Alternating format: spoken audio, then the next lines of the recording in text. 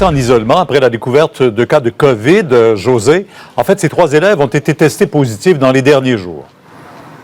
On parle de 2 élèves à la polyvalente de Charlesbourg et un élève ici à l'école secondaire Saint-Jean-de-Brébeuf, c'est dans le secteur Limoilou à Québec, donc qui ont été testés positifs. Des élèves qui avaient effectué leur rentrée scolaire vendredi dernier, si bien que leurs collègues de classe devront aussi être placés en isolement par mesure préventive. C'est donc dire qu'à la polyvalente de Charlesbourg, c'est 55 élèves de 2 classes qui seront concernés donc par cet isolement préventif de 14 jours. Et à l'école de Saint-Jean-de-Brébeuf ici, c'est 26 élèves d'une classe qui seront en isolement jusqu'au 11 septembre. Ce qui est rassurant pour la santé publique, c'est qu'on ne parle pas de cas communautaires, c'est-à-dire que les élèves n'ont pas été contaminés par un collègue de classe. Donc, c'est rassurant, c'est pour ça qu'on ne parle pas d'éclosion. Je laisse entendre la santé publique à ce sujet.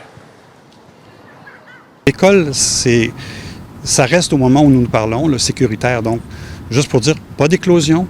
Donc, il n'y a pas de quoi là, se faire du souci au moment où on se parle. C'est sûr que beaucoup de jeunes vont trouver ça vraiment ordinaire, comme ils disent, de retourner chez eux alors qu'ils viennent de commencer l'école, mais c'est une mesure qui est vraiment importante.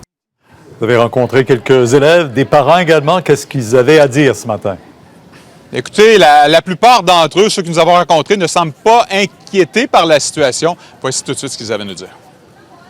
Moi, ça me dérange pas littéralement. Tant qu'ils sont mis en isolement, c'est bien correct. Là. Je suis pas trop stressée avec ça. Ouais, c'est la solution correcte. Là. Pendant 14 jours non plus, c'est pas tant long que ça. Là.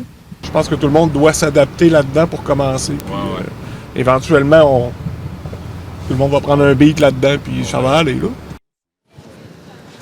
Comme on demande aux élèves concernés par l'isolement de passer aussi un test de dépistage, eh bien, ça a eu des répercussions déjà ce matin là, au centre de dépistage, entre autres de Place Fleur-de-Lys, mais également dans le stationnement du centre Vidéotron, où l'achalandage là, est plus accru qu'à l'habitude.